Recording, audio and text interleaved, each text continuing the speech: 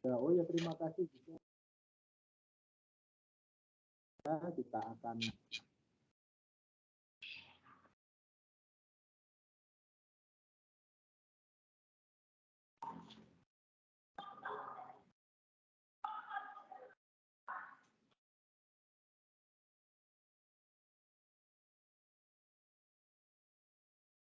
cukup. Ya, silahkan pada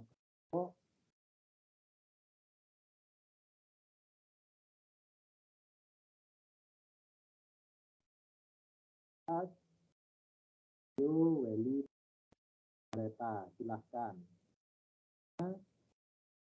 Tapi meminta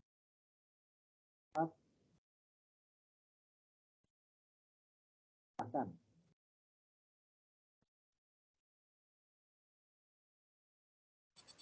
Baik, terima kasih. Selamat siang Pak Daniel dan teman-teman. Di sini kami yang beranggotakan Regio, Weli, saya Zora akan mempresentasikan tentang analisis arus kas. Untuk Regio saya persilahkan.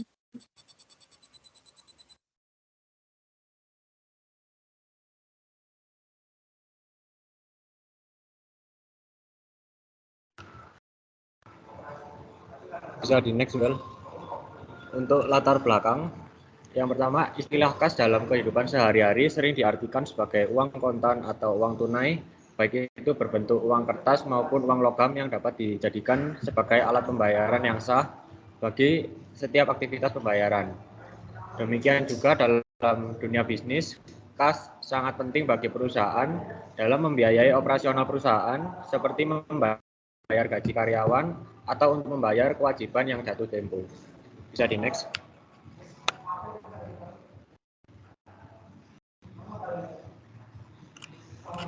Kemudian yang berikutnya kita masuk materi yang pertama yaitu relevansi arus kas dalam aktivitas bisnis. Uang tunai adalah aset yang paling liquid dan menawarkan likuiditas dan fleksibilitas kepada perusahaan. Ini adalah awal dan akhir dari siklus operasi perusahaan. Kegiatan operasi perusahaan melibatkan konversi uang tunai ke berbagai aset seperti inventaris yang digunakan untuk menghasilkan piutang dari penjualan kredit. Siklus operasi selesai ketika proses pengumpulan mengembalikan uang tunai ke perusahaan memungkinkan siklus operasi baru untuk memulai. Uang tunai bukan pendapatan yang pada akhirnya membayar pinjaman, mengganti peralatan, memperluas fasilitas, dan membayar dividen. Karenanya, menganalisis arus kas masuk dan keluar perusahaan, serta sumber operasi pembiayaan atau investasi mereka adalah salah satu latihan investigasi yang paling penting. Analisis ini membantu dalam menilai likuiditas, solvabilitas, dan fleksibilitas keuangan. Likuiditas adalah kedekatan dengan kas aset dan liabilitas. Solvabilitas adalah kemampuan membayar kewajiban saat jatuh tempo. Fleksibilitas keuangan adalah kemampuan untuk bereaksi dan menyesuaikan diri dengan peluang dan kesulitan. Informasi yang berguna tetapi tidak lengkap tentang sumber dan penggunaan uang tunai tersedia dari neraca komparatif dan laporan laba rugi. Namun, gambaran komprehensif arus kas berasal dari laporan arus kas itu sendiri. Bisa di next.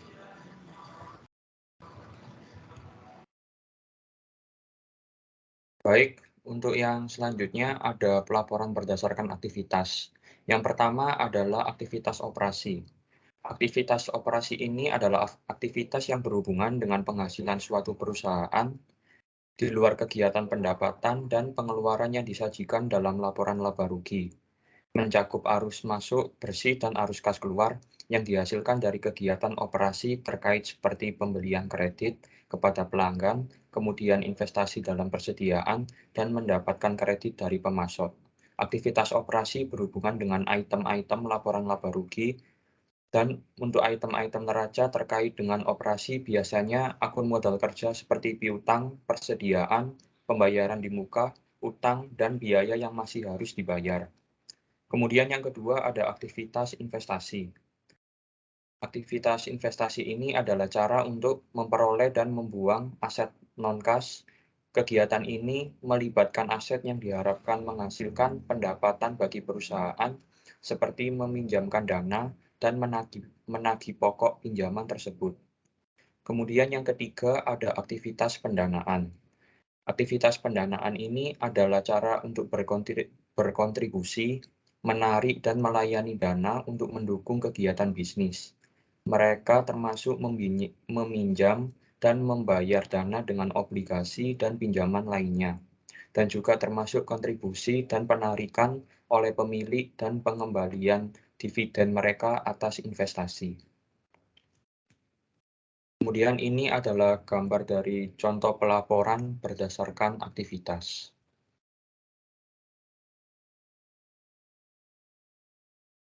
Selanjutnya akan dijelaskan oleh teman saya. Baik, terima kasih Weli. Ini emang slide-nya belum ganti ya? Sudah. Oke. Metode langsung. Ini adalah contoh dari metode langsung. Metode ini mencantumkan penerimaan dan pencairan kas kotor yang terkait dengan kegiatan operasi. Sebagian besar responden terhadap exposure draft yang mendahului SFAS 95 lebih menyukai metode ini karena presentasi ini mengungkapkan jumlah uang tunai yang mengalir ke perusahaan dan keluar dari perusahaan karena operasi. Ini memberi analisis mensure yang lebih baik dari ukuran arus kas masuk dan keluar, di mana manajemen memiliki beberapa tingkat kebijaksanaan. Karena resiko yang lebih besar dari pemberi pinjaman lebih terkait dengan fluktuasi cash flow operation daripada fluktuasi laba bersih, informasi tentang jumlah penerimaan dan pembayaran kas operasi penting dalam sifat fluktuasi tersebut. Oke, bisa di next.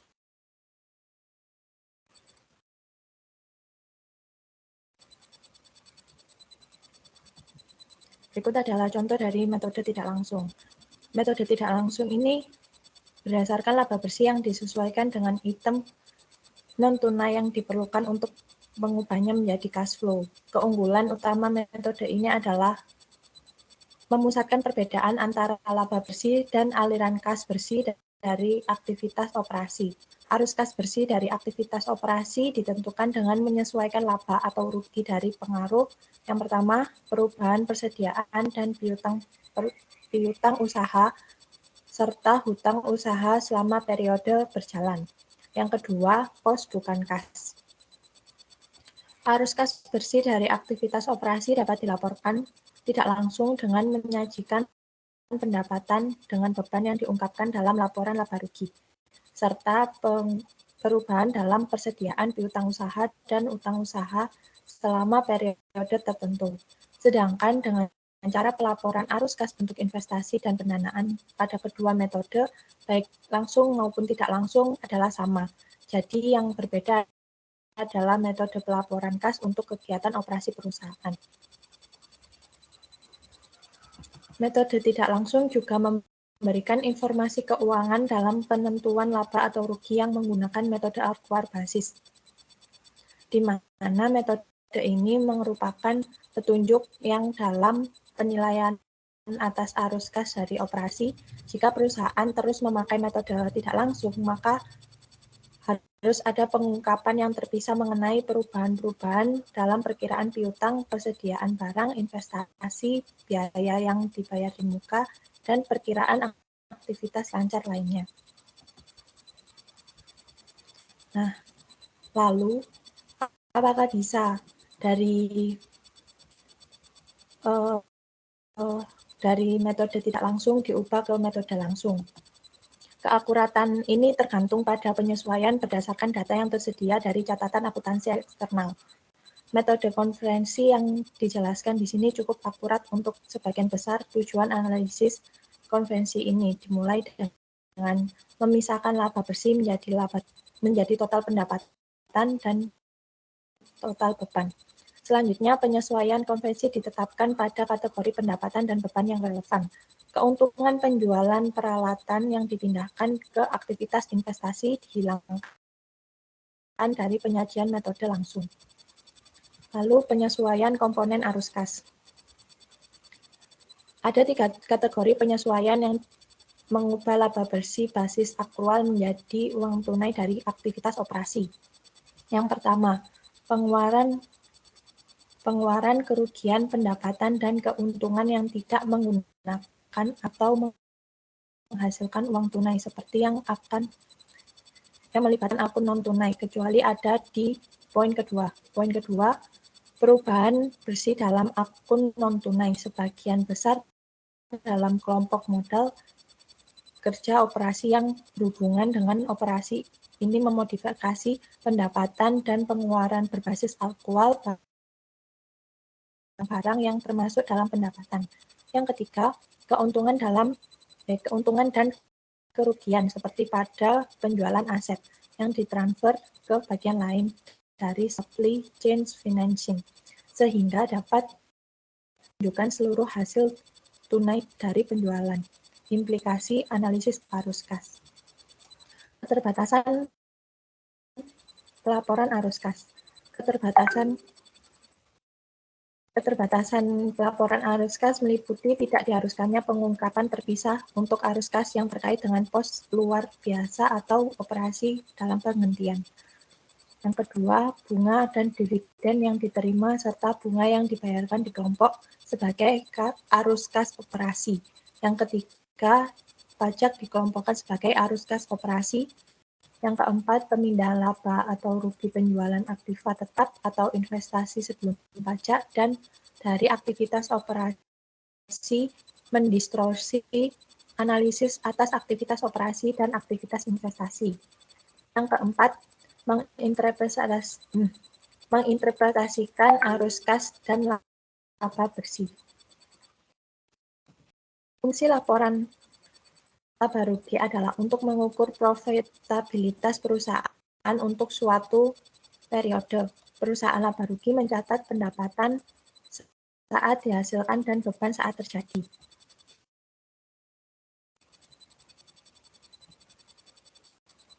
Arus kas dari operasi merupakan pandangan yang lebih luas atas aktivitas operasi dibandingkan dengan laba bersih. Arus kas meliputi seluruh aktivitas perusahaan terkait dengan laba, tidak hanya pendapatan dan beban, tetapi kebutuhan dari kas operasi. Lalu yang kelima, arus kas bebas. Fungsi laporan laba rugi adalah untuk mengukur profitabilitas perusahaan suatu periode laporan laba rugi, mencatat pendapatan saat dihasilkan dan beban saat terjadi. Arus kas dari operasi merupakan pandangan yang lebih luas dari aktivitas operasi dibandingkan dengan laba bersih. Arus kas meliputi seluruh aktivitas perusahaan yang terkait dengan laba, tidak hanya pendapatan dan beban, tetapi kebutuhan kas operasi juga. Lalu yang terakhir, arus kas sebagai validator. Laporan arus kas berguna untuk memprediksi hasil operasi berdasarkan kapasitas produksi yang dimiliki dan direncanakan juga digunakan untuk menilai kapasitas ekspansi perusahaan di masa depan, kebutuhan modalnya, dan sumber arus kas masuknya.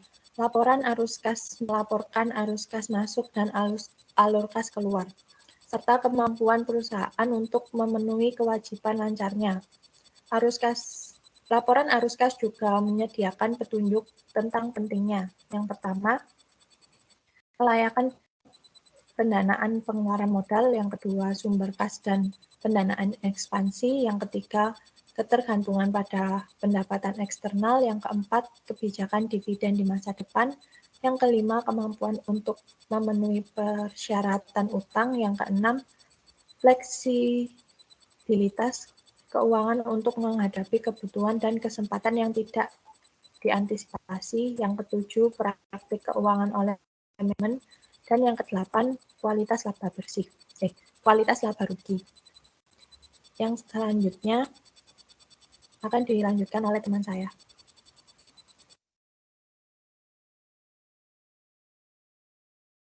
Baik, terima kasih Soranata. Untuk yang selanjutnya ada ukuran serta kegunaan arus kas. Jadi pengguna terkadang menghitung laba bersih ditambah penyusutan dan amortisasi sebagai proksi mentah untuk arus kas operasi. Salah satu varian dari ukuran ini adalah yang populer EBITDA atau laba sebelum bunga, pajak, depresiasi, dan amortisasi.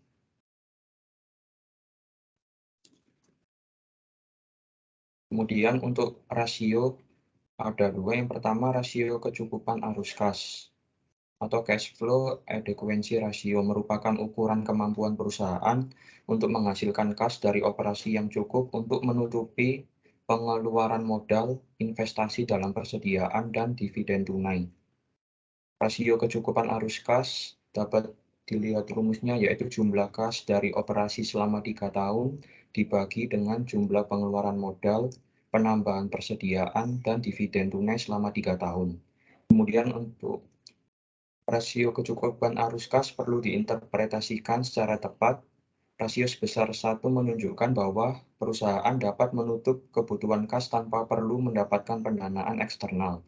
Rasio kurang dari 1 menunjukkan bahwa sumber kas internal tidak cukup untuk mempertahankan dividen dan tingkat pertumbuhan operasi saat ini. Kemudian untuk rasio yang kedua ada rasio reinvestasi kas atau cash reinvestment ratio, merupakan ukuran atas persentase investasi dalam aset yang mencerminkan kas operasi yang ditahan dan diinvestasikan kembali dalam perusahaan untuk mengganti aset dan pertumbuhan operasi. Rasio ini dihitung dengan rumus arus kas operasi dikurangi dividen dibagi dengan aset tetap kotor, ditambah investasi, ditambah aset lain, dan ditambah modal kerja. Rasio reinvestasi dalam kisaran 7% sampai 11% umumnya dianggap memadai. Selanjutnya akan dijelaskan oleh teman saya.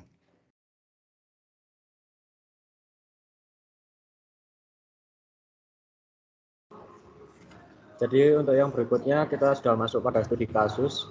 Studi kasus yang kita gunakan adalah dari perusahaan Unilever, yaitu Unilever sendiri adalah perusahaan multinasional yang berkantor pusat di London, Inggris. Unilever ini memproduksi makanan, minuman, pembersih, dan juga perawatan tubuh. Unilever adalah produsen barang rumah tangga terbesar ketiga di dunia jika didasarkan pada besarnya pendapatan pada tahun 2012. Nah, sebelumnya kita akan mencari yang pertama itu adalah rasio kecukupan kas. Jadi yang diperlukan adalah ada jumlah kas dari operasi selama 3 tahun dan juga jumlah pengeluaran modal, penambahan persediaan, dan dividen tunai selama 3 tahun. Bisa dikembalikan yang di sebelumnya. Sebelumnya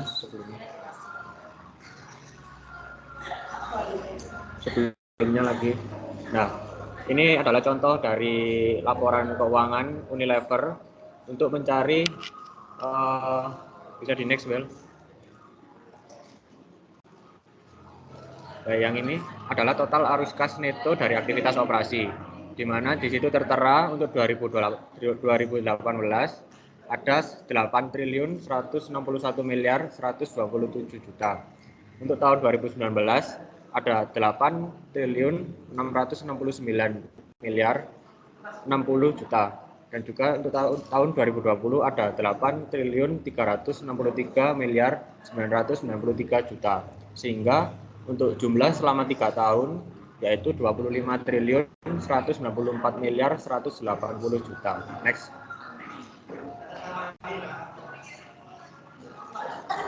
Untuk total modal sendiri jumlahnya tertera 17.582.907.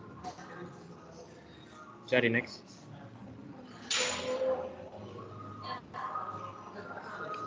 Untuk total persediaan dari aktivitas operasi selama 3 tahun jumlahnya 7.550.411 juta. Bisa di next.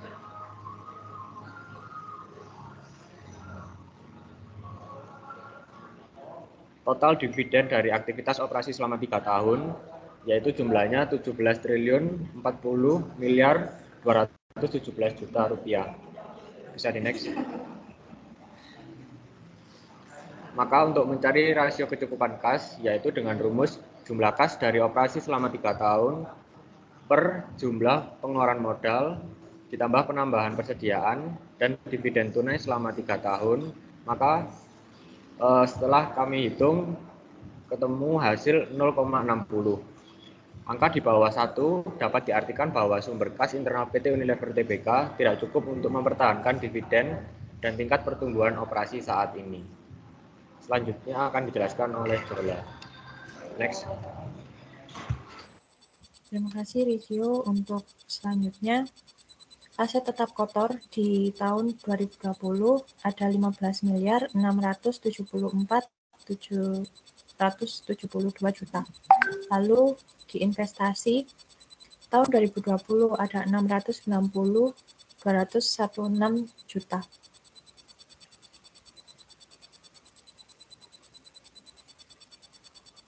Next.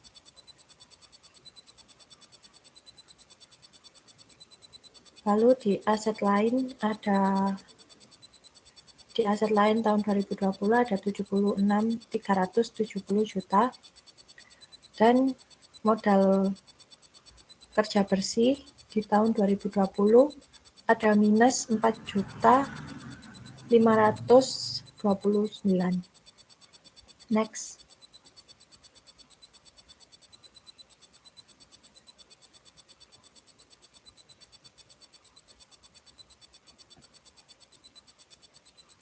Jadi penghitungan dari rasio reinvestasi kas dari arus kas operasi tadi dikurangi dividen, lalu dibagi aset tetap kotor ditambah investasi ditambah aset lain ditambah modal kerja.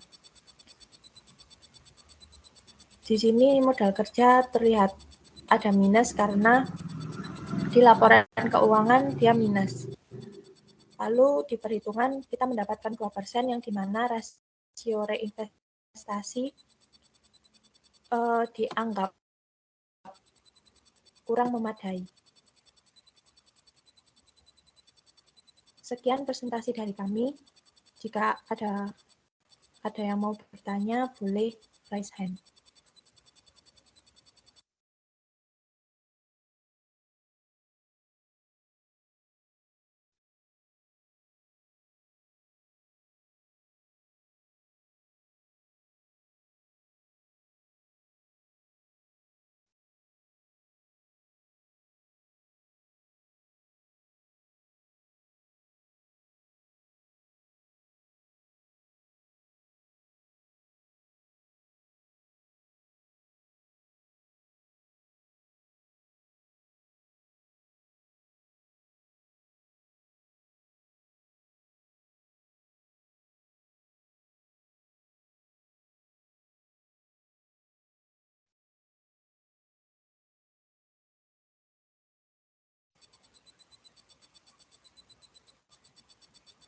Oke, sementara ada 5 penanya. Yang pertama, Shirley bisa mengajukan pertanyaannya.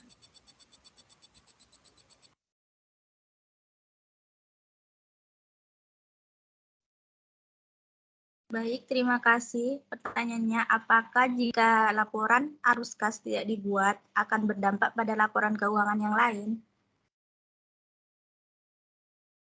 Terima kasih.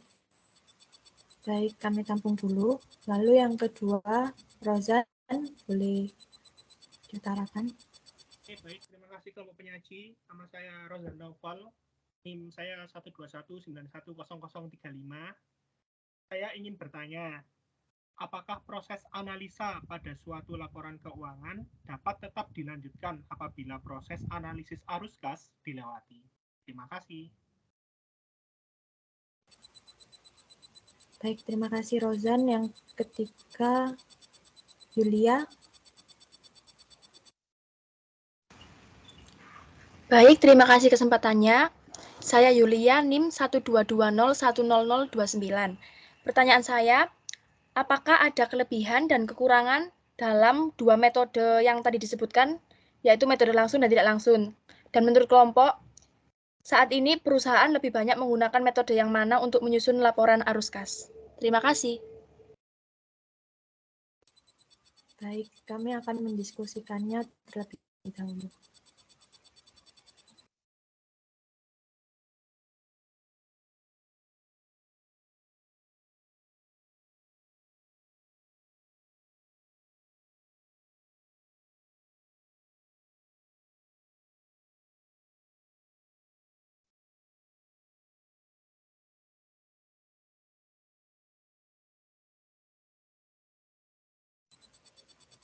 Oke, saya akan menjawab pertanyaan dari Shirley, yaitu apakah jika laporan arus kas tidak dibuat akan berdampak pada laporan keuangan yang lain. Jika tidak ada laporan arus kas, pastinya berdampak ke laporan arus kas, ke laporan keuangan yang lain. Salah satunya juga perusahaan akan kesulitan menyeimbangkan usaha dan menyertakan modal investasi. Lalu ada juga kerugian yang lain seperti pemimpin perusahaan dan manajemen tidak bisa melihat aktivitas atau keluar dan masuknya kas secara real. Yang kedua, pengusaha hanya bisa berspekulasi atas laba atau rugi yang dialami bisnisnya. Dan yang ketiga, tanpa laporan arus kas, pengusaha tidak bisa memperkirakan arah bisnis yang tepat untuk bersaing dengan kompetitor karena tidak mengetahui strategi yang tepat dan pas dengan kondisi keuangan. Bagaimana, Shirley? Apakah sudah menjawab? Baik, sudah menjawab, Jol. Makasih. Oke. Untuk pertanyaan dari Rozan akan disampaikan oleh Rizio. Baik, untuk pertanyaan dari Rozan mengenai apakah proses analisa pada suatu laporan keuangan dapat tetap dilanjutkan apabila proses analisis arus kas dilewati. Jadi ada beberapa kerugian yang akan terjadi, yang jawabannya tadi sudah disampaikan kepada saudara Shirley ya. Karena itu disarankan untuk tetap memakai laporan arus kas agar tidak ada kerugian terhadap pegawai maupun perusahaan dalam pelaporan akuntansi. Apakah sudah cukup jelas, Rozan? Baik, terima kasih, Rizio. Ya, terima kasih kembali. Selanjutnya akan dijawab oleh Welly. Baik, saya akan menjawab pertanyaan dari Yulia. Tadi pertanyaannya adalah apa kelebihan dan kekurangan dalam penyusunan arus kas menggunakan metode langsung dan tidak langsung? Dan saat ini perusahaan lebih banyak menggunakan metode apa dalam penyusunan laporan arus kas? Jadi jawabannya untuk kelebihan penyusunan arus kas metode langsung adalah prosesnya lebih cepat. Namun kelemahannya adalah tidak sedetail metode tidak langsung dan resiko terjadi kesalahan lebih besar. Kemudian untuk kelebihan dan kekurangan dari metode tidak langsung itu berbanding terbalik dengan metode langsung. Untuk saat ini, menurut kelompok kami, metode yang banyak digunakan adalah metode tidak langsung karena lebih rinci dan estimasi terjadi kesalahan lebih kecil. Apakah pertanyaannya sudah terjawab? Iya, sudah terjawab, Welly. Terima kasih. Terima kasih, Yulia. Baik, untuk sesi 2, saya persilakan Tania untuk mengutarakan pertanyaannya. Hai, saya Tania, NIM belakang 27. Saya ingin bertanya, kan nanti di laporan arus kas itu kan menghasilkan positif dan negatif. Nah, apabila positif kan maka perusahaan akan menghasilkan laba. Nah, bagaimana jika dalam laporan arus kas tersebut menghasilkan negatif? Terima kasih. Baik, terima kasih Tania. Selanjutnya, Vio, boleh. Baik, terima kasih atas kesempatannya. Saya Fionita Nabila, NIM 122010018, ingin bertanya, apa dampak yang baik jika arus kas dari aktivitas operasi itu meningkat dan pertumbuhannya positif? Itu saja, terima kasih. Terima kasih, Vio. Lalu selanjutnya, Mika. Terima kasih atas kesempatannya. Saya Mika NIM 12201007 mau bertanya, apakah manfaat dari laporan arus kas bagi investor dan kreditor perusahaan? Terima kasih. Baik, terima kasih teman-teman. Pertanyaan akan kami tampung terlebih dahulu.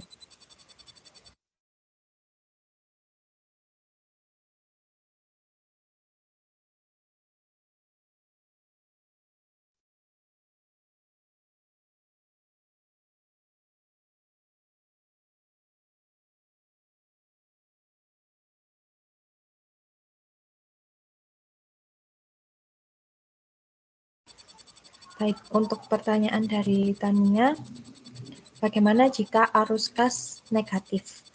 Nah, jika arus kas negatif artinya perusahaan sedang dalam upaya untuk melunasi pinjamannya selama ini, serta membayarkan dividen kepada pemegang saham, artinya ada uang keluar. Arus kas pendanaan negatif tentunya memberikan dampak positif bagi pemegang saham melalui pembiayaan dividen dan pengeluaran jumlah utang. Seperti itu. Apakah sudah jelas? Sudah jelas, terima kasih. Oke, terima kasih. Untuk selanjutnya pertanyaan dari Vio akan dijawab oleh Rizio. Baik, untuk pertanyaan dari Vio, yaitu pertanyaannya saya bacakan lagi. Apa dampak yang baik jika arus kas dari aktivitas operasi meningkat dan pertumbuhannya positif?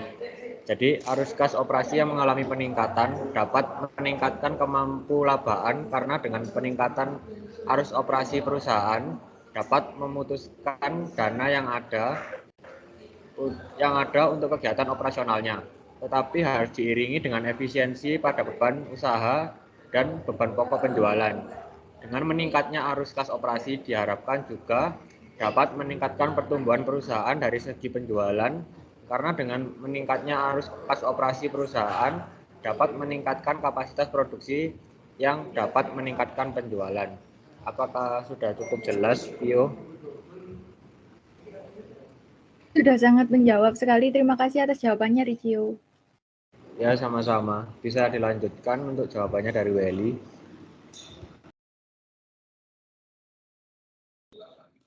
Baik, saya akan menjawab pertanyaan dari Mike. Tadi pertanyaannya, apakah manfaat dari laporan arus kas bagi investor dan kreditor perusahaan? Jawabannya yaitu melalui laporan arus kas, pihak-pihak yang berkepentingan seperti kreditor, investor, dan lainnya dapat langsung menilai dan mengetahui kemampuan dari perusahaan untuk membayar dividen, utang, dan kewajiban-kewajiban lainnya. Seperti yang diketahui, kas adalah salah satu aset perusahaan yang penting dan harus ada. Jika perusahaan tidak memiliki kas, maka dapat dipastikan operasional perusahaan akan terganggu. Apakah pertanyaannya sudah terjawab? Iya, sudah terjawab. Terima kasih.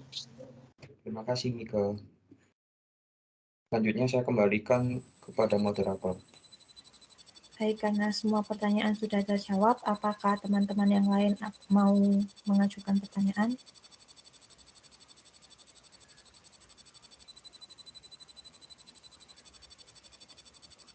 Jika tidak ada, saya tutup presentasi hari ini. Sekian presentasi dari kami. Mohon maaf jika ada salah kata atau perbuatan. Dan kami ucapkan terima kasih. Saya kembalikan ke Pak Daniel.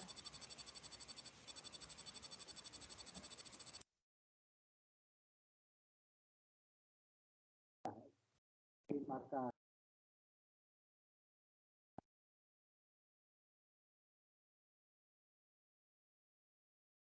Nah,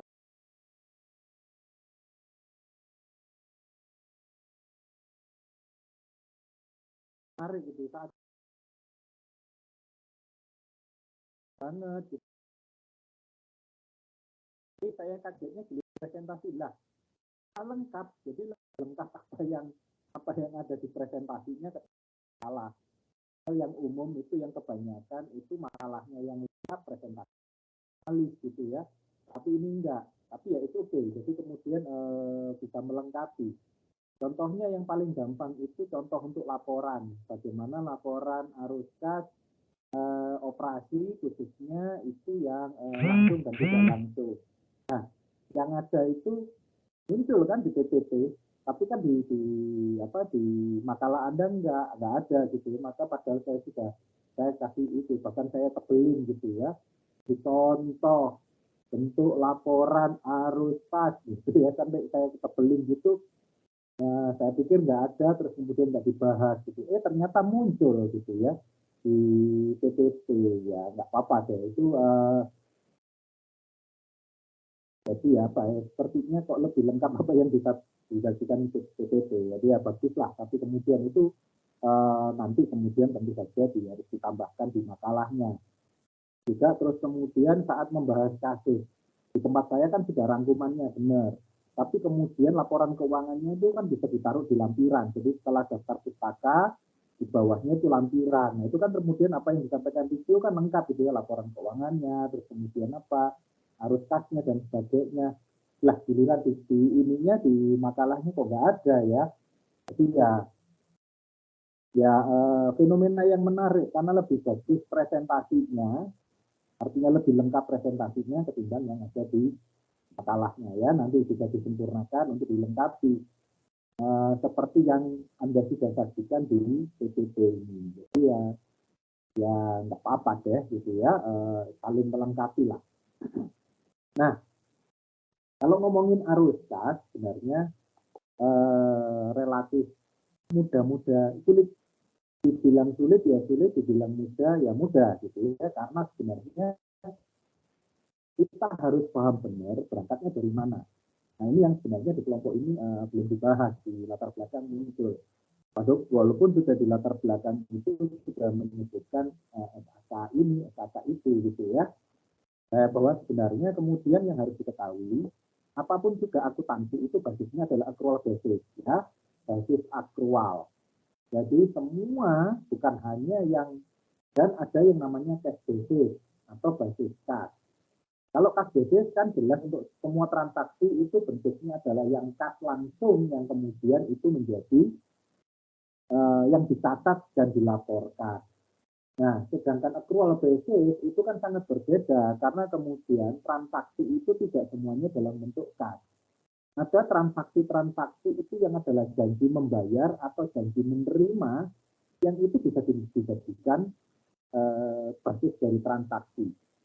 Contohnya kalau dengan kas basis kas itu maka jual beli semuanya yang langsung harus tunai ya, seperti kita ke ini ya, ke supermarket ya, gitu kan kita nggak bisa ngutang gitu ya.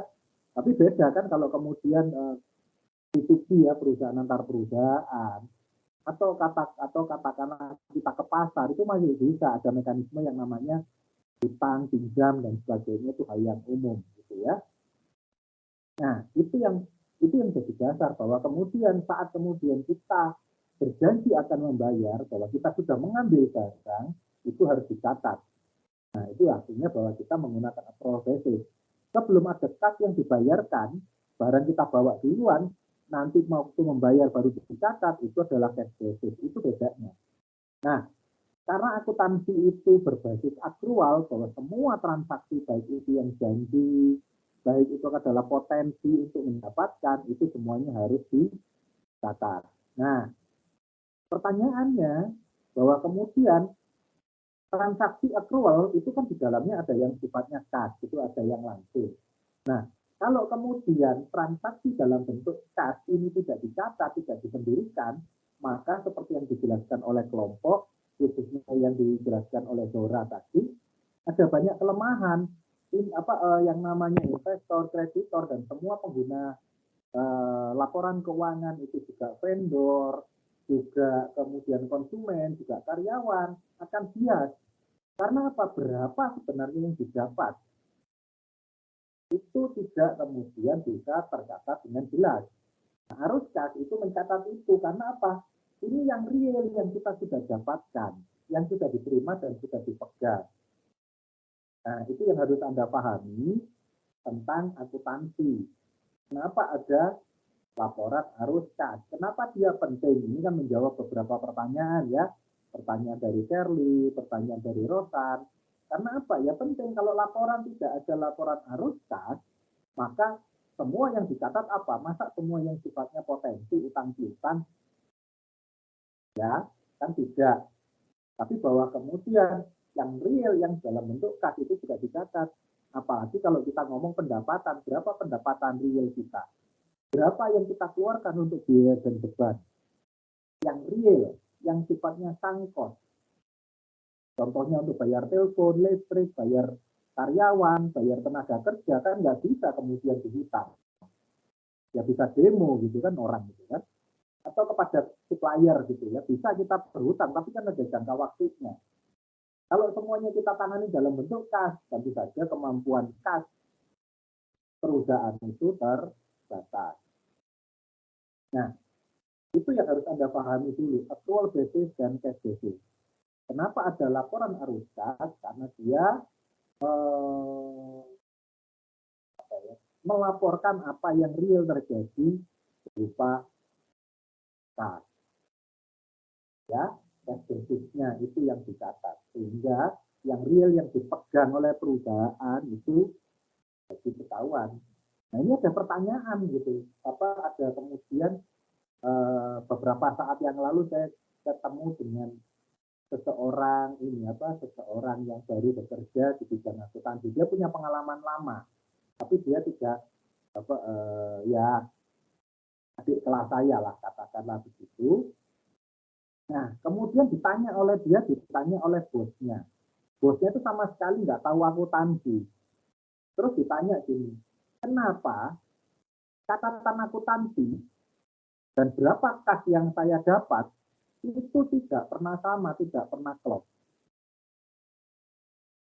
Nah, teman saya ini nanya ke saya ceritakan tentang accrual basis dan cash basis. Dia masih enggak, ya karena lama enggak kuliah ya, karena sudah praktek sehari-hari, dia bingung menceritakan itu kayak apa ya, accrual basis, kayak apa cash basis. Saya sudah kasih contohnya. Nah, akhirnya dia ceritakan itu ke bosnya, ini loh accrual basis, ini cash basis, akuntansi itu menyangkut semuanya. Maka semua potensi yang bentuknya utang itu adalah cash basis yang diterima di muka. Terus kemudian ada pendapatan diterima di muka atau biaya dibayar di muka, itu adalah dari accrual basis. Dibuat contoh seperti ini, bosnya masih tidak gitu ya, masih belum ngerti. Iya, tapi catatannya gimana kok beda? Akhirnya kemudian saya diundang gitu ya, bulan buka puasa bersama gitu ya, terus kemudian diajak ngobrol gitu ya sama bosnya, terus sama akuntannya kan teman saya gitu ya. Akhirnya saya ceritakan bagaimana accrual basis, bagaimana cash basis. Tapi kuliah sesaat gitu ya, setelah makan dan sebagainya setengah jam saya ceritain itu. Nah, termasuk bagaimana contoh-contohnya sampai pada perhitungannya. Terus kemudian kalau nggak dicatat gimana? Kalau semuanya pakai cash basis, ya nggak bisa. Itu kan sesuatu yang akan saya dapat. Itu kan juga kewajiban yang harus saya bayar. Itulah kenapa kita harus mencatat accrual basis, tidak hanya cash basis. Kenapa itu berbeda? Sehingga yang sifatnya di depan atau yang kemudian di belakang, itulah yang jadi accrual. Bahwa kemudian di dalamnya ada cash basis, ya iya karena ada transaksi yang sifatnya cash. Maka kemudian yang cash basis perlu dilaporkan sendiri, sehingga berapa real yang kita kas yang kita pegang yang ada di perusahaan dan berapa potensi itu sendiri secara keseluruhan. Potensi ini bisa potensi yang bentuknya kas maupun yang bentuknya non kas yang accrual. Kemudian ya ternyata begitu ya, bahwa akuntansi itu sesuatu yang sifatnya yang harus dilakukan dan berapa yang nanti akan saya keluarkan, demikian pula berapa yang sekarang saya dapat dan yang nanti akan saya dapat. Ya, saya ceritakan begitu, kayak begitu ya. Terus kemudian adik kelas saya, kamu gitu aja kok nggak bisa sih ngomong kayak begitu. Ya teman saya enak aja loh. Ya makanya saya datangkan ini, kebetulan beliau ini konsultan, tidak dosen, jadi menjelaskannya bisa jelas sampai ke praktek-prakteknya. Karena ternyata apa, dia juga nanya kepada dosen yang lain yang menjelaskan secara teoretis, belum panjang kali lebar gitu. Nah, tapi ya itu kemudian akhirnya ya ada inilah. Kalau boleh nanti kalau ada apa-apa, kalau katakanlah kami butuh laporan keuangan, bolehlah nanti dibantu. Oh ya, saya ceritakan juga bahwa kemudian saya juga bergabung di kantor akuntan publik dan sebagainya. Wah, dia malah senang. Wah, kalau begitu enak sudah gitu ya. Kita bisa kerjasama ya. Saya tinggal nunggu aja ini ya. Karena kan sudah laporan sudah dibikin oleh teman saya, laporan pajak sudah disiapkan, ya sudah lah, kemudian tidak banyak masuk. Dan nanti ini yang kemudian next ada kebutuhan yang lain, saya harapkan beliaunya akan sering nelfon saya. gitu ya, seorang ibu gitu ya, ya bosnya kebetulan ibu gitu ya, seorang perempuan. Nah, yang pintar bisnis tapi tidak paham tentang akuntansi, betul dia, oh laporan akuntansinya jelas, akuntannya ada, pajaknya lengkap. Ya sekarang ini tanya, kenapa ya catatan akuntansi saya dan catatan yang ada di bank itu berbeda? Dia tanya dari dulu itu pertanyaannya, padahal usianya sudah 60-an ya, tapi masih ini ya, masih aktif, masih apa gitu ya. Nah, ya semoga aja kerjasama itu berlanjut gitu ya. Ya kan lumayan kalau kemudian jadi konsultan gitu kan, ya lumayan duitnya maksud saya gitu kan. Oke, nah itu yang harus Anda ketahui tentang cash basis dan accrual basis. Nah, bahwa kemudian laporan arus kas itu kan ternyata ada tiga ya, arus kas operasi yang diperoleh dari aktivitas investasi, dari aktivitas operasional, entah itu jual beli, entah itu dia berproduksi dan sebagainya, yang kemudian itu untuk operasional, yang dari operasional. Sedangkan yang kedua itu adalah arus kas yang dari investasi. Nah, jadi apa? Beli aset dan sebagainya. Dan tentu saja investasi ini berasal dari mana? Dari aktivitas pendanaan. Aktivitas pendanaannya kan bisa saham, bisa dari utang. Nah, itu yang kemudian semua yang ada transaksi itu, kalau kemudian bertingkatnya kemudian tentu saja ini berawal dari arus kas pendanaan dulu. Pendanaan itu kemudian dimanfaatkan investasi untuk membeli aset, membeli modal kerja dan sebagainya.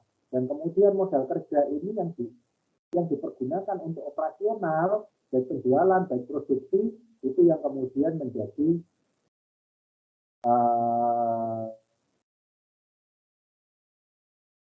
arus kas operasi. Nah, itu jadi ya kemudian untuk arus kas pendanaan seperti equity review, seperti analisisnya.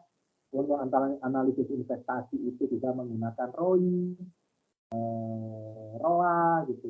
Kalau ROI, kalau itu untuk pendanaan itu ROE ya. Debt to equity ratio bisa ROE. Terus kemudian ROA, terus kemudian ROI, baru kemudian ROA untuk aktivitas operasionalnya ya, atau ROO juga boleh. Ada ROO, jadi return on operational. Jadi itu yang kemudian bisa dijadikan alat analisis untuk arus kas. Penting itu Anda ketahui untuk dipergunakan seperti apa nanti tentu saja beda-beda. Nah, dari arus kas pendanaan kan jelas ya, cuma dari saham, dari utang yang kita dapat, terus kemudian utang yang kita bayarkan, ya kita mengurangi utang, terus kemudian saham yang kita beli kembali, ya begitu ya. Sedangkan kalau ROI, Pak, kalau terus kemudian bunga atau dividen, ya tentu beda ya. Kalau dividennya itu kan, kalau dividen kan dari aktivitas investasi ya, entah kita itu beli sahamnya orang atau saham kita itu dibeli orang, maka harus kita keluarkan dividen, kan itu berarti aktivitas investasinya, bukan pendanaannya. Di aktivitas investasi itu yang menjadi laporan untuk arus kas investasi. Demikian pula kalau kemudian beban bunga, bukan melunasi, bukan pokoknya ya, tapi beban bunganya. Beban bunganya yang kita bayarkan atau yang kita terima itu adalah pendapatan dari investasi. Nah, kalau aset tentu saja aset itu barangnya, kemudian operasionalnya itu ya tentu saja ada yang terkait dengan berapa kemudian dari aset tetap itu kita bisa mendapatkan pengendalian, kemampu labaan ya yang disampaikan oleh review tadi ya. Itu terus kemudian ada juga bagaimana pengembalian atau return on net worth ya dari modal kerja itu kemudian berapa yang didapatkan Nah, itu kan semuanya adalah pengembalian-pengembalian yang akibat dari aktivitas operasional, termasuk juga laba. Ya tentu saja namanya return pasti laba dibagi dengan investasinya, entah itu investasi dalam bentuk aset, total aset, atau aset tetap atau modal kerja, gitu ya. Jadi kalau mau dipisahkan, enaknya umum tidak semuanya memang, tapi yang namanya ini apa namanya aset lancar itu jadi modal kerja. Nah, sedangkan yang dibawa adalah return on asset, total dari return on asset, ya. Kalau total semuanya adalah return on asset, baik itu aset dari aset tetap maupun aset lancar. Nah, itu kemudian yang harus Anda ketahui, dan itu masih dipisah lagi ya, bahwa ternyata untuk arus kas operasi itu masih dianalisis dengan apa yang membedakan antara metode langsung dan metode tidak langsung. Sudah dijelaskan, ada pertanyaan, tadi juga kelompok sudah menjelaskan dengan baik, bahwa kenapa, mana yang lebih baik, ya tergantung kebutuhan. Kalau kita perusahaannya tidak terlalu juga, tidak terlalu dekat metode langsung, ya, langsung ke bawah. Tapi bagaimana kalau kita spesifik, kalau di situ ada banyak airnya, khususnya kita ngomong terkait dengan PP, harga pokok penjualan atau harga pokok produksi ya, karena kemudian harga pokok penjualan itu harga pokok produksi ditambah dengan hal-hal yang lain, termasuk di situ ditambah dengan transfer pricing, ditambah dengan ini apa namanya berapa keuntungan yang ingin didapatkan. Nah, itu kan total menjadi harga pokok penjualan. Jadi HP ingat cost of goods sold dan cost of goods. Kalau bahasa Inggrisnya apa, cost of goods production and cost of goods sold. Kan enak ya, COGS dan COGS. Kalau di Indonesia kan semuanya namanya jadi HPP. Harga pokok penjualan produksi, harga pokok penjualan, padahal beda ya. Nah, kalau kemudian ini informasi yang datanya lengkap, tentu saja menggunakan arus kas yang laporan arus kas operasi yang bentuknya tidak langsung. Nah, tergantung aplikasinya dari masing-masing perusahaan. Nah, itu yang harus Anda pahami dan harus Anda tahu. Nah, secara umum garis sebenarnya arus kas ya cuman itu, tapi ya saya bilang gampang karena cuma itu, tapi tidak gampang karena apa? Arus kas operasi harus Anda tahu langsung tidak langsung. Harus kemudian menghubungkan itu untuk arus kas operasi. Secara umum arus kas itu dibagi menjadi 3, ada arus kas pendanaan, arus kas investasi, dan arus kas operasi. Mungkin arus kas operasi tidak terlalu sulit dibedakan dengan yang atau relatif mudah membedakannya ya dengan investasi dan pendanaan. Tapi kalau investasi dan pendanaan itu kan kita kadang-kadang bingung. Karena Anda selama ini kan sudah sepertinya sudah menancap bahwa kemudian yang namanya kita dapat saham, kita jual saham dan sebagainya itu adalah aktivitas investasi. Padahal kalau di keuangan dipisahkan lagi. Investasi itu bentuk dari bagaimana kita memanfaatkan dana yang kita dapatkan. Sedangkan dana itu cuma 2, ada dana dari utang dan dana dari saham.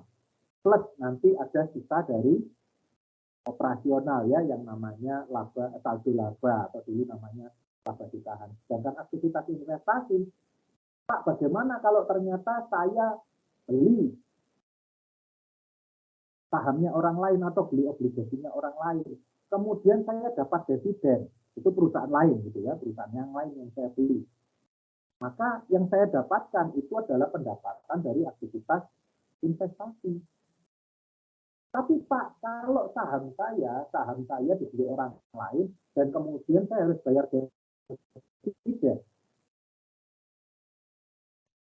Apakah itu masuk di pendanaan atau di, itu harus Anda ketahui, apakah bahwa kemudian bisa saja masuk di pendanaan, bisa saja masuk di operasional, tergantung sifat dari sahamnya. Kayak begitu. Jadi Mudah sebenarnya, karena pemisahannya tidak banyak.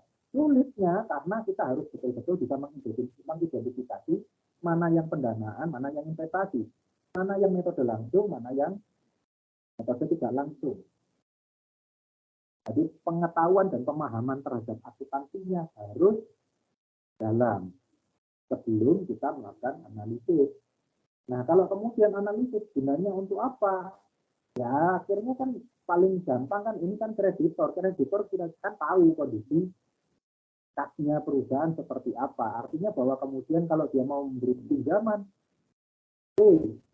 kondisi perusahaan sedang baik-baik saja, maka kapanpun pinjaman itu saya tarik, saya bisa dapat dibayar. Kemudian pula investor, kalau kondisi kasnya jelek, semuanya utang gitu ya, semuanya utang dagang semuanya, atau semuanya piutang yang didapatkan, maka investor juga akan mikir, yang saya dapatkan nanti juga pasti piutang juga.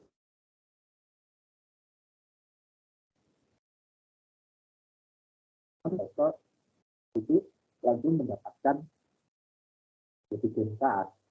Ya, kalau untuk karyawan jelas, kalau karyawan ya ingin karyawan, buruh ya inginnya kan kalau dalam bentuk kasnya, laporan arus kasnya bagus kan, amin ini saya akan dibayar. Kalau kemudian lebih banyak piutangnya, ya masa kemudian ada piutang ke karyawan dan piutang kepada buruh. Kita ini itu nanti ya. Senior itu ada waktu-waktu harus mendapatkan. Nah, sekarang ke pemerintah itu katakanlah urusan dengan pajak, urusan dengan retribusi, retribusi kan bukan dengan pajak ya, dengan retribusi dan sebagainya, bayar air, listrik dan sebagainya, pasti bisa butuh kas untuk aktivitas operasional perusahaan. Dan juga ada yang namanya kas kecil ya, kas yang dikelola untuk rumah tangga dari sebuah badan usaha, dari sebuah entiti. Itu yang harus diketahui oleh Anda. Ini saya memang agak terburu-buru. Ya.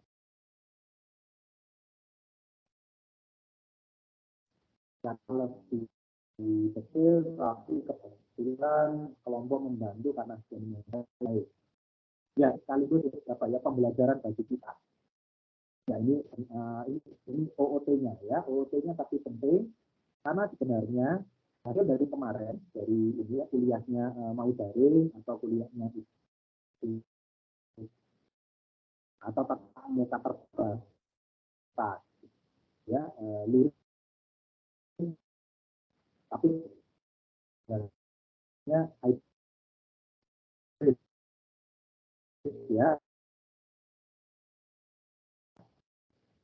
karena yang kuliahnya itu secara teknis itu tetap jadi yang mereka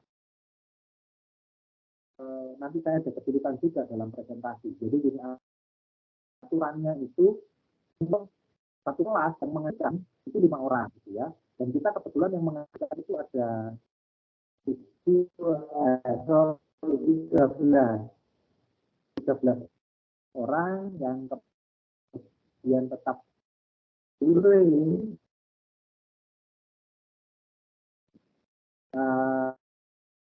Yang daring itu yang luring 11, yang daring itu sisanya ya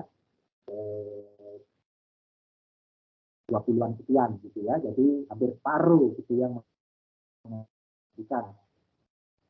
Nah kemudian kampus itu yang wajib melakukan kuliah hybrid, yang wajib melakukan kuliah itu dalam bentuk luring, tatap muka walaupun terbatas, itu yang jumlahnya di atas 5 karena 13 ya, kemudian ya sudah ditetapkan untuk kuliah baik untuk kuliah audit maupun kuliah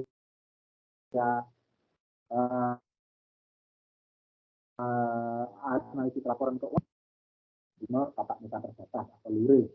Nah intinya nanti di sekolahnya Anda punya laptop yang nanti datang ke kampus, ya tetap ke laptop akan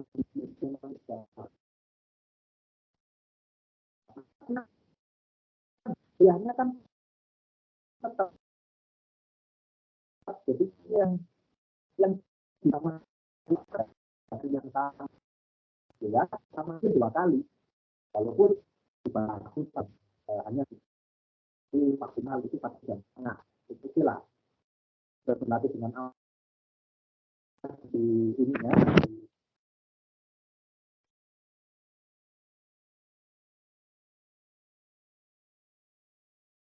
Anda tetap aja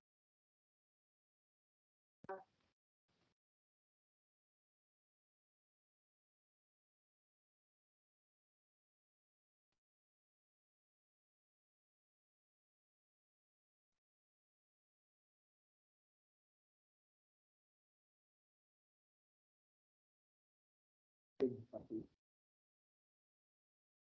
Tetap aja sebenarnya 3 itu 1 jam untuk 1 jam itu mekanisme itu keluar kan, nggak perlu keluar dari tim, di tim ya tinggal turun jalan bareng-bareng dan itu yang kuliah itu besar bisa kebetulan di sebelahnya di kan ruangan saya kan kacanya menghasilkan aman lah, dari tempat itu kuliah kawan-kawan di situ dan yang dari situ. Bagaimana kemudian saya mengusahakan 1 jam maksimal 1,5 jam di seluruh perkuliahan. Nah, kayak begitu. Jadi mekanismenya sebenarnya bisa diatur dengan via hybrid itu.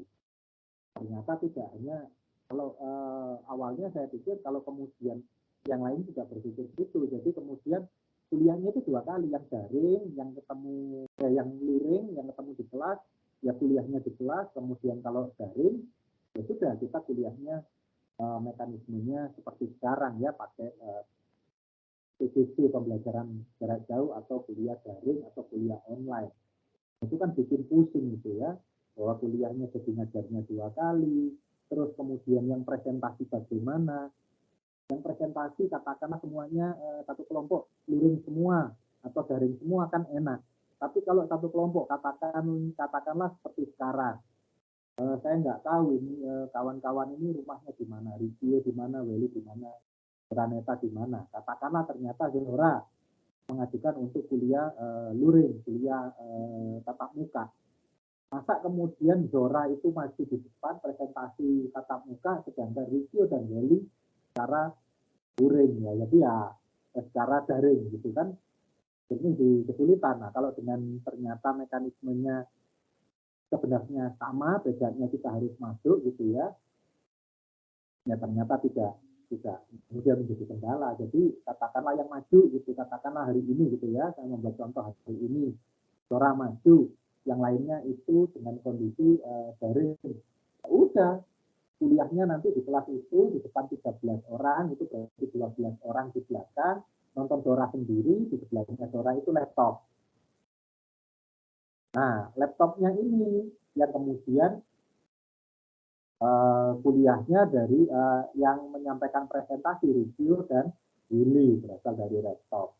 Jadi kemudian ya kasihan memang kalau sendirian, masih sendiri terus kemudian temannya di laptop.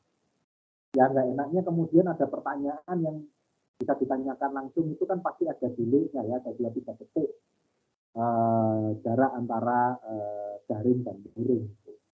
Ya tapi itu lah, itu kendala yang harus kita hadapi.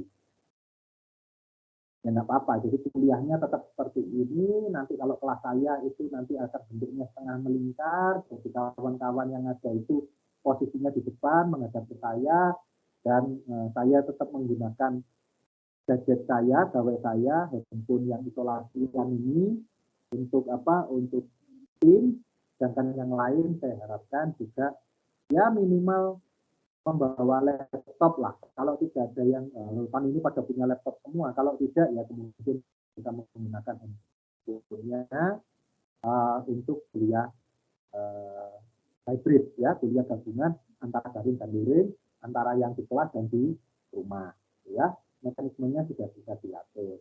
Nah, kemudian pesan-pesannya dari Budian itu harapannya kalau yang di sekitaran Malang ada baiknya kalau kemudian yang di sekitaran Malang ya tinggal di Malang ini, terus kemudian yang dekat-dekat dengan kampus, kalaupun kemarin sudah mendaftar itu daring, harapannya bisa datang ke kampus ya, walaupun maksimalnya itu untuk kelas kita karena kita dikasih yang gede-gede itu maksimal itu 25 orang. Kita pikir dengan banyak yang di luar kota, dengan banyak yang posisinya bahkan di luar pulau, itu kita ya dari 13 orang yang daftar, kalau kemudian beberapa ditambah yang ingin masih juga bisa datang ke kampus ya mungkin 20-an orang lah kita di dalam kelas, sehingga kelas itu bisa ya andakan angkatan yang belum pernah gitu ya masuk ke kelas, datang ke kampus, mungkin pernah 1-2 kali kan bagaimana suasana kampus dan sebagainya itu bisa hadir ya datang, khususnya yang di seputaran Malang ataupun kalau yang di luar kota Malang kan kesempatan untuk ngekos di Malang gitu ya, bisa jalan-jalan mana gitu ya. Kalau Anda datang dalam tanda petik akan memaksakan diri dari luar kota atau bahkan luar pulau untuk kuliah ya, nggak apa-apa juga sih. Itu yang ingin saya sampaikan tambahan dari apa yang perkuliahan hari ini. Jadi untuk weekend, untuk akta tetap kemudian melakukan perekaman seperti biasa karena nanti kuliahnya itu hybrid ya. Sebenarnya tetap sistemnya itu adalah daring 2 jam setengah, tapi yang 1 jam itu dengan tatap muka di kelas 1 jam sampai 1 jam setengah. Setelah itu kita akan melanjutkannya dengan mekanisme daring kalau memang masih belum selesai.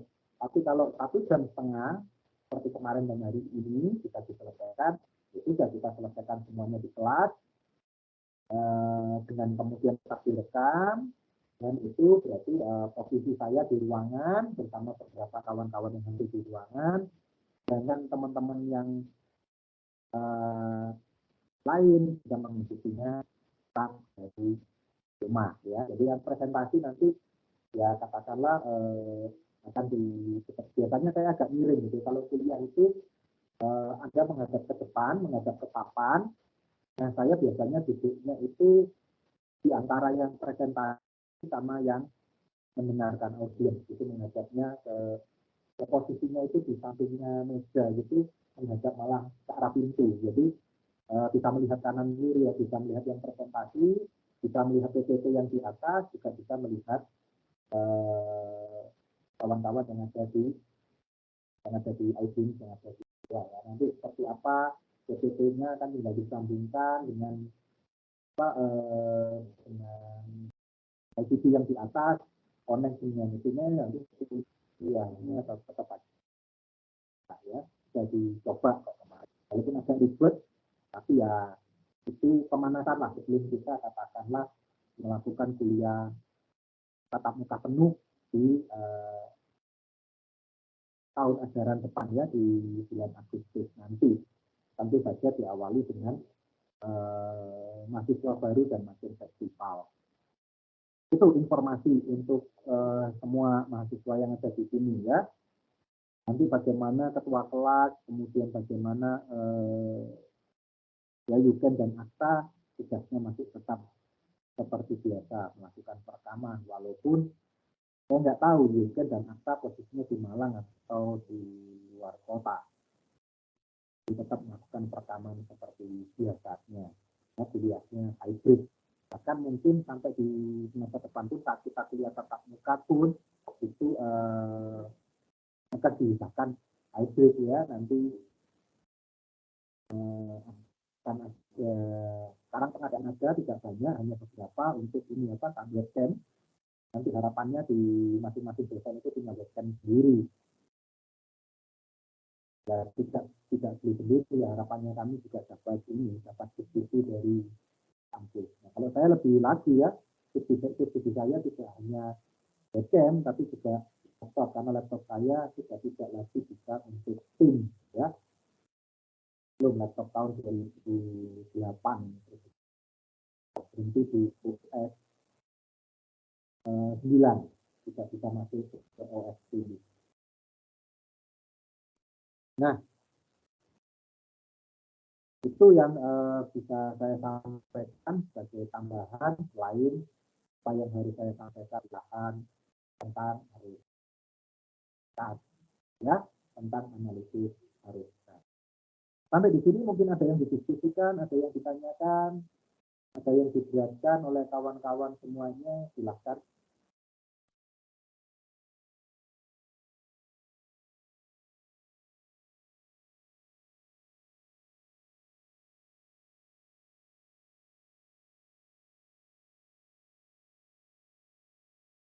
Oke, kalau tidak ada pertanyaan, tidak ada kelihatan, kuliah bisa saya cukupkan sampai di sini.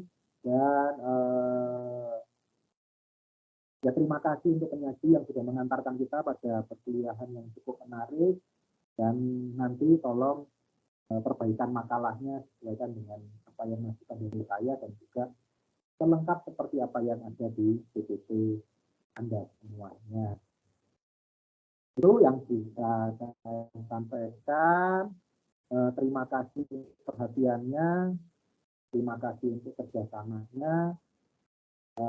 Kita akan tutup dan akhiri perkuliahan hari ini dengan berdoa supaya nanti perkuliahan Anda bisa bermanfaat baik untuk Anda menyelesaikan studi investasi, baik nanti di dunia usaha, dunia kerja maupun dunia akan berdoa menurut iman dan kepercayaan masing-masing.